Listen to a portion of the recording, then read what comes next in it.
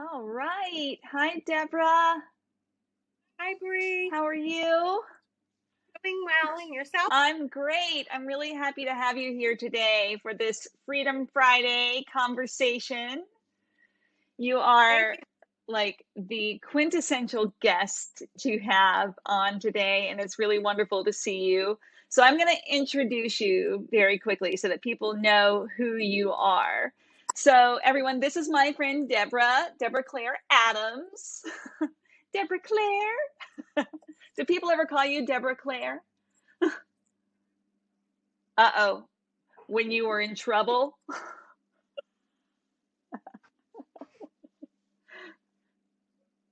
Okay, let's try again. We're having a little bit of a hard time hearing Debbie today. So when you were in trouble, I'll keep introducing you. So she is the founder and CEO of Dot Over Dot. She's also a survivor through and through. So Deborah became a foster child when she was 13 years old, and she spent 39 years in the criminal justice system, which intertwined with a tumultuous path through multiple addictions.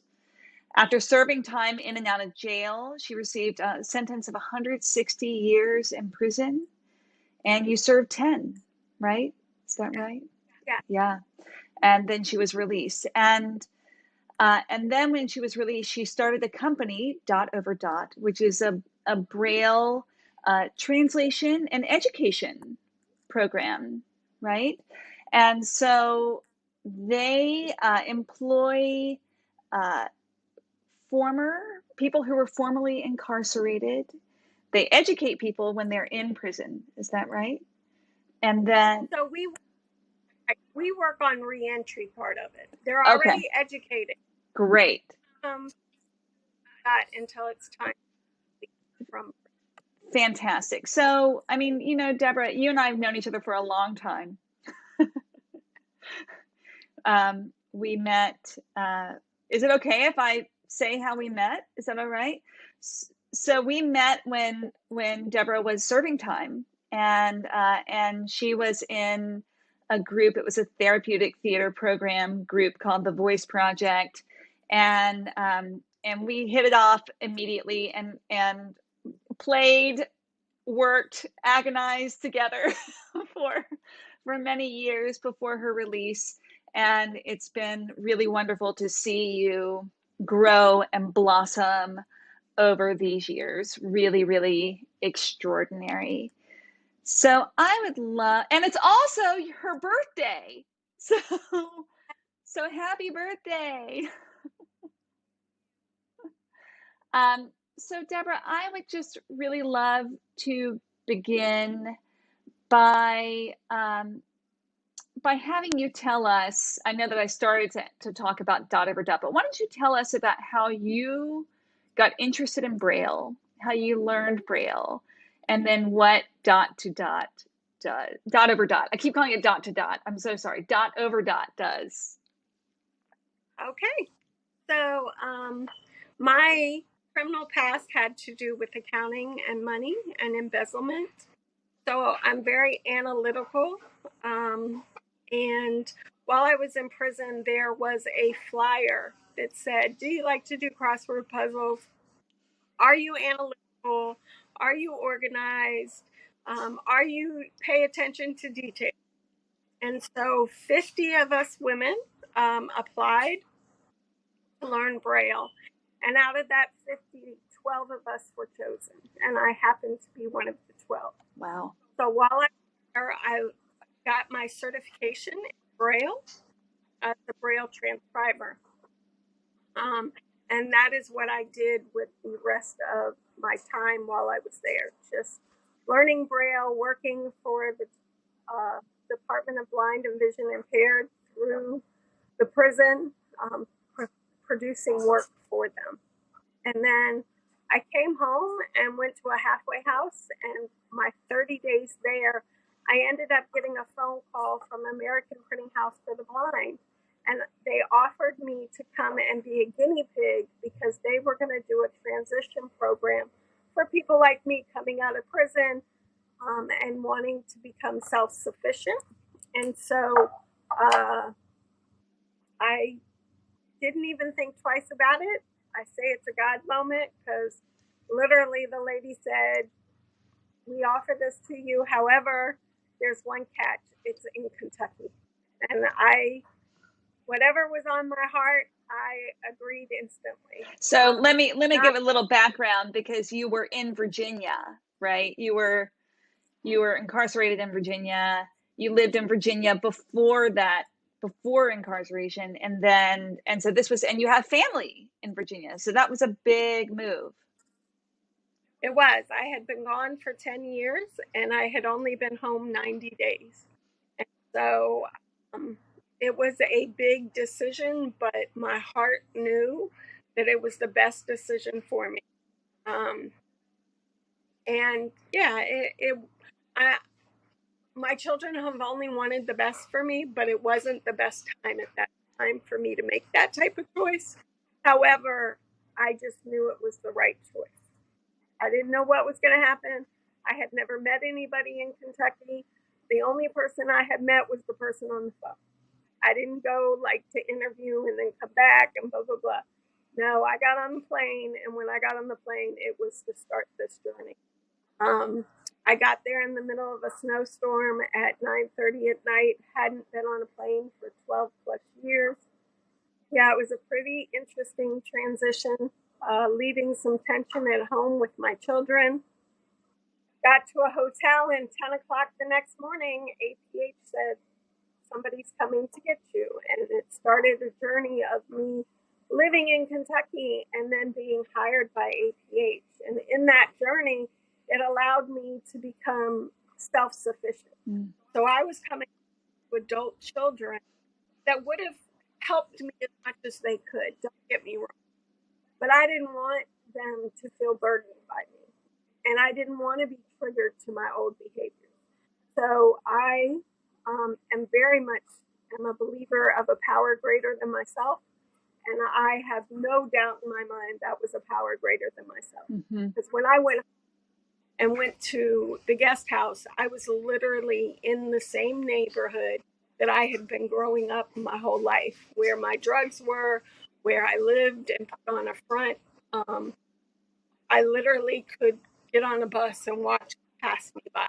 So this opportunity was life-saving. And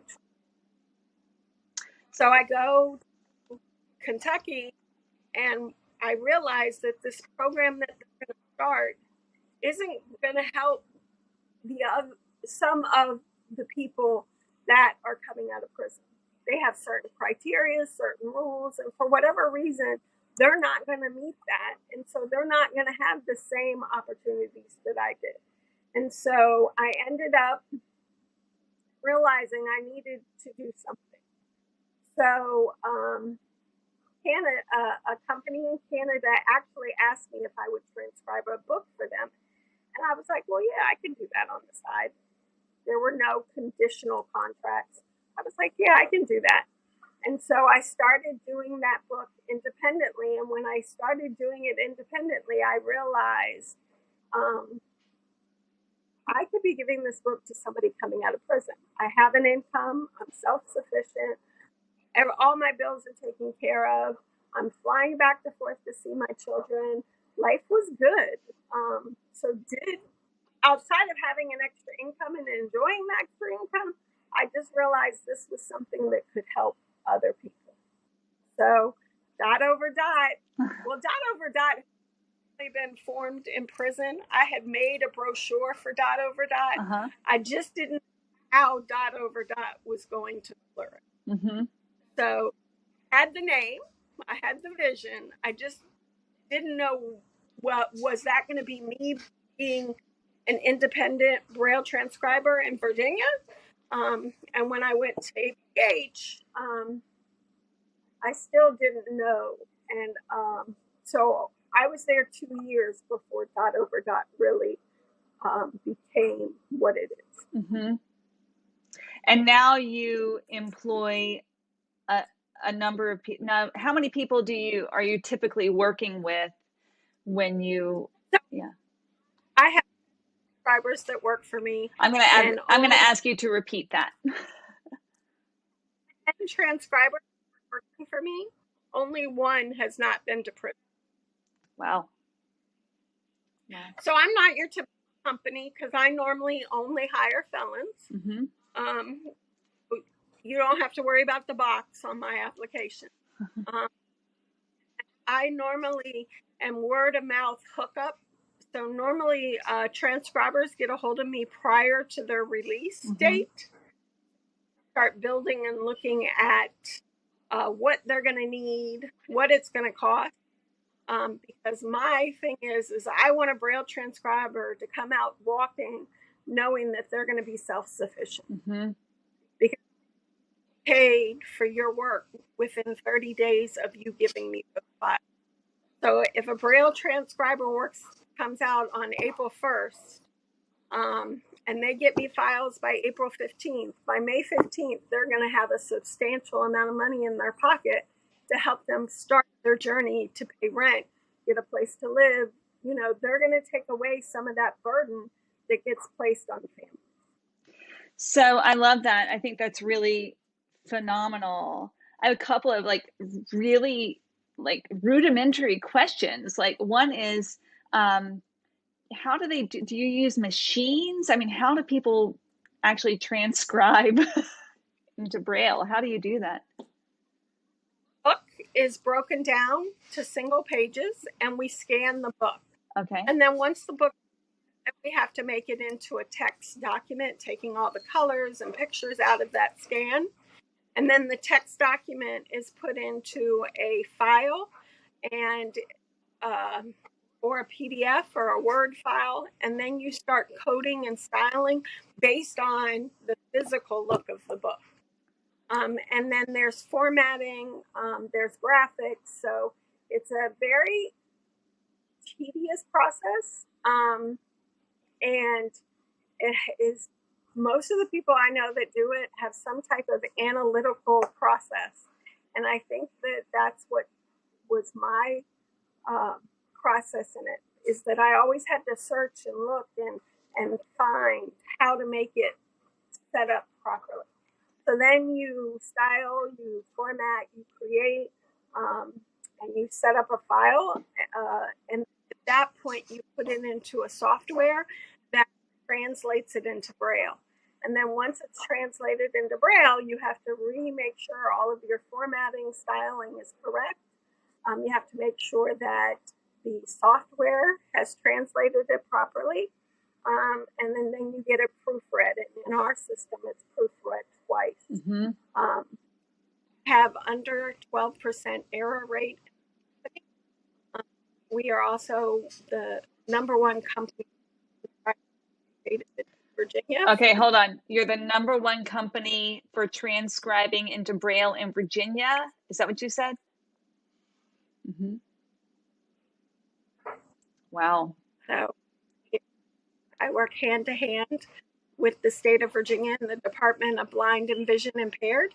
And we describe multiple projects from the school year. Our downtime is in the summer. Between May and June is normally our slow times.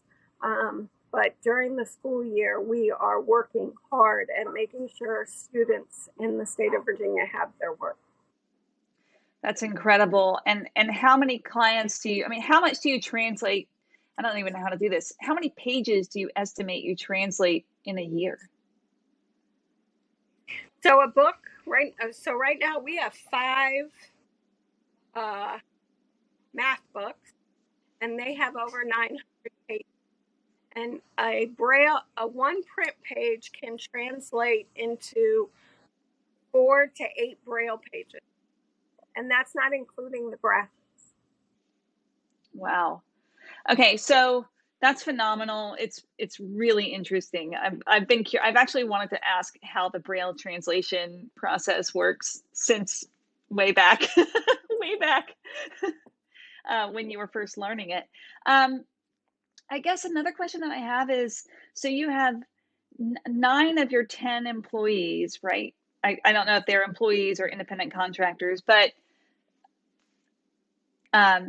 they are they were formerly incarcerated. What kind of, like, how much do they stick around? Are they sticking around, or is there a lot of Everybody, turnover? no, I've had no turnover. I have had to get rid of a few people, but anybody that steps out the door with me has stayed with me. And I have 2 subscribers that were in that group that were with me in the original group at Virginia that worked with me. Wow, that's exciting. Within 2 weeks of coming home. So I love that. Thank you for sharing that. I also want to talk, like, so now you're managing people too, right? Like, that's a whole other thing. And one of the things that I love about you that I know that you really value is being very direct and very honest, um, and really very forthright, I guess is the way to put it. And I feel like that those are some core values that you have. And I would just love to know, how did you come, and I know that you're also very spiritual. So you went through a really troubled time in your life and have come through and are now moving forward with certain with a way of interacting in the world that is perhaps very different. If nothing else, it's really admirable, right? How did you come to that point? that's my that's my real question. As a human, how did you come to that? For myself, Yeah. I grew up with people that were direct and open and honest. Mm-hmm. And so I didn't type of Okay, and hold on. I lost you for a second. are we back? We're back. So I didn't have that type of communication growing up. And so that wasn't something that was taught to me. Mm-hmm.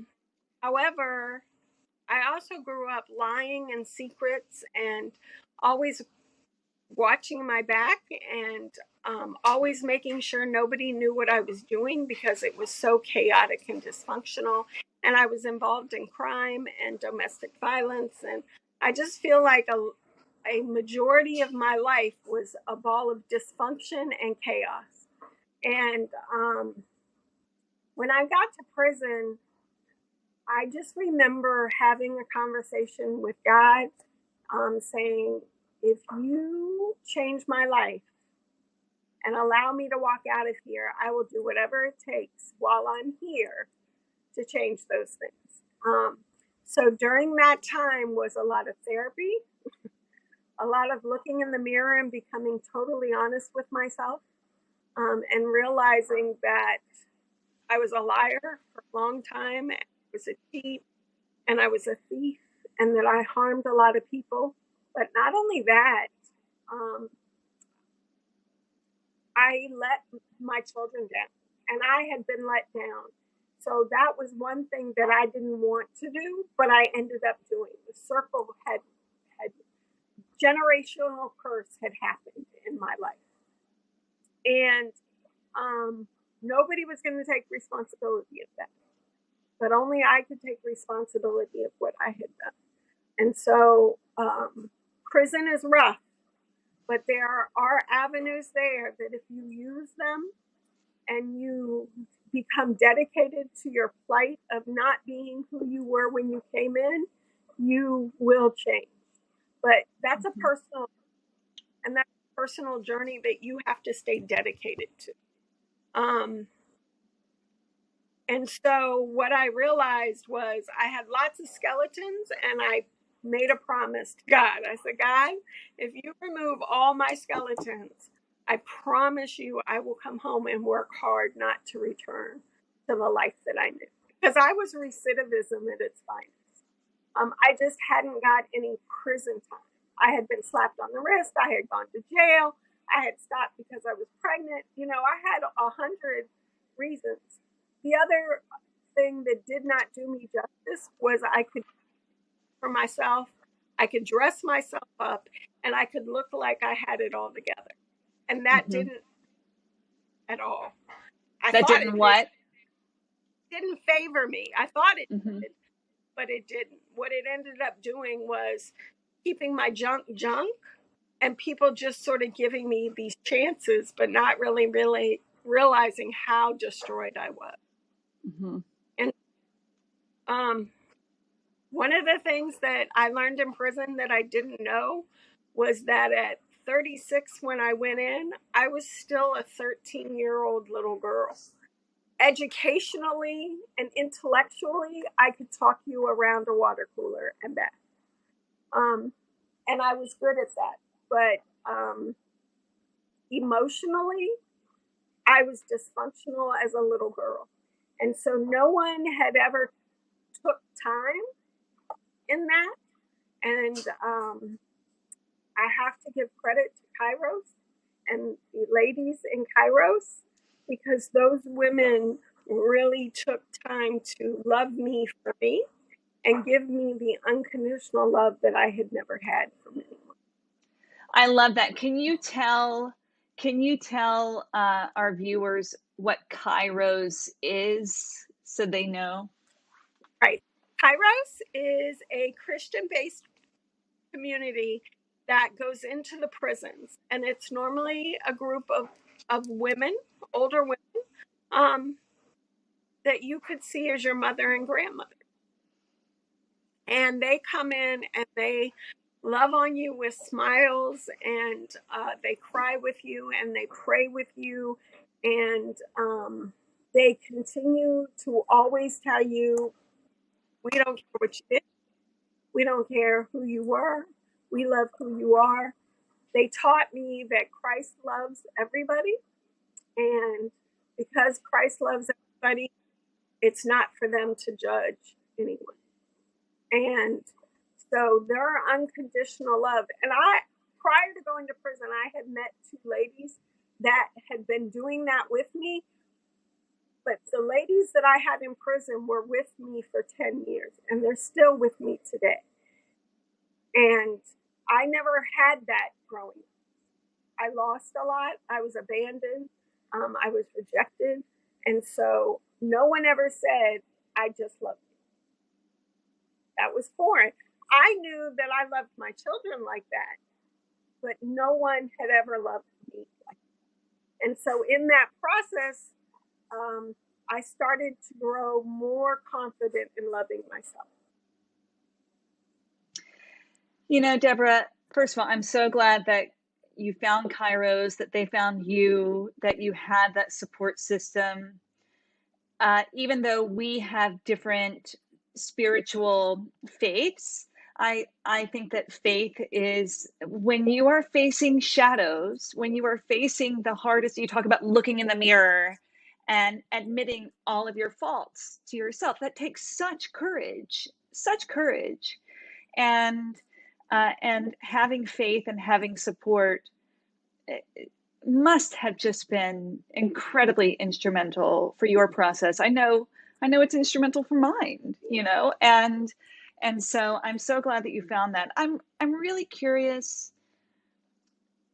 It would have been really easy, and it may have been at some point. It could have been really easy to fall into a victim mentality, because you had kind of a crappy lot in life in many ways. Your childhood was really hard, and then the whole path through addiction is really painful. But I did have the victim mentality. Okay. I played the victim very well. Life, family. In my okay, I'm going to have you repeat that. Mm-hmm. Okay. So I did play the victim very well.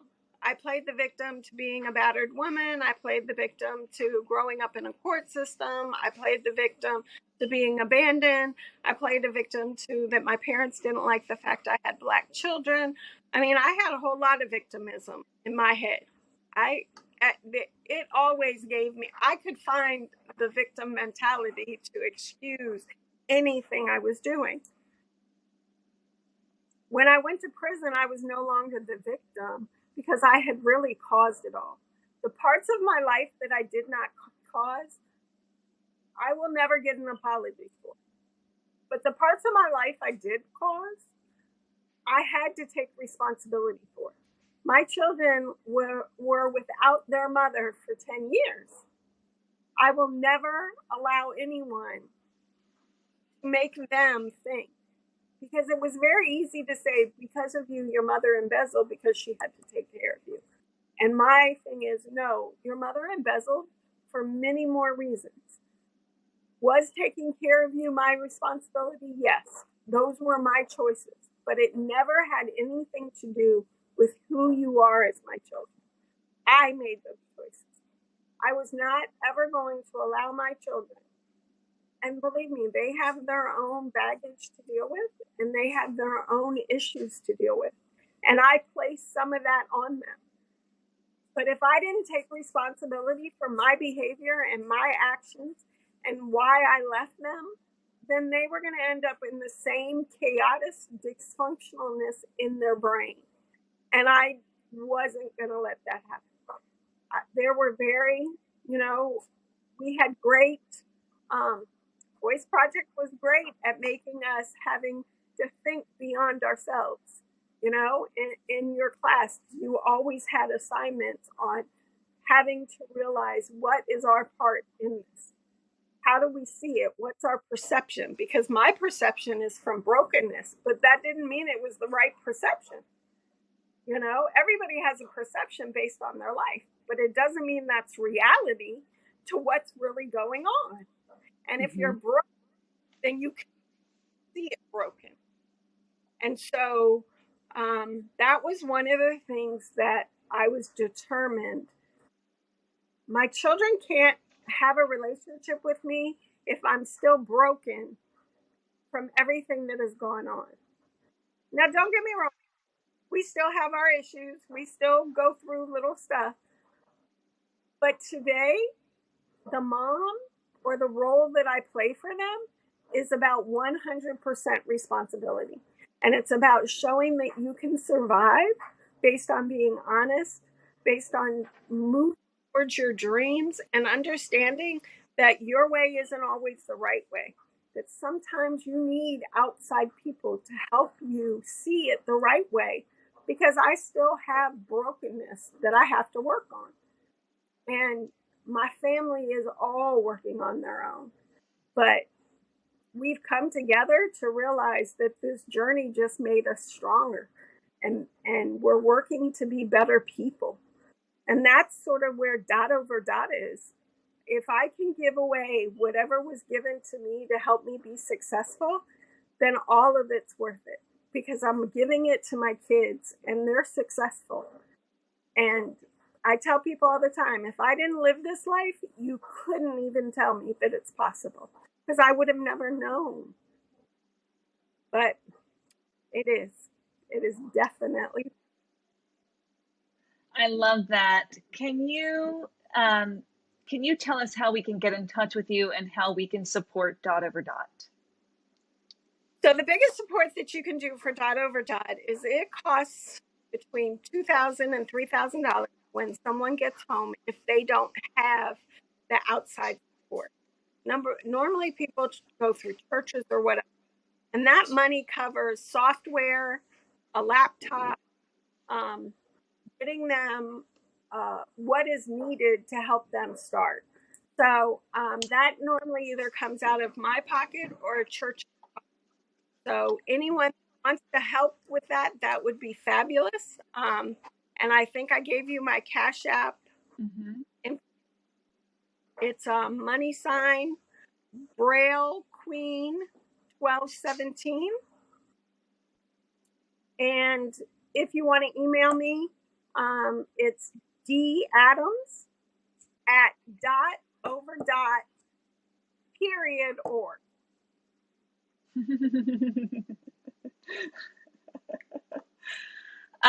Thank you so much. I appreciate you. I am excited to see the exponential effects of dot over dot and what you're bringing to this world. Happy birthday, happy holidays, and I love you.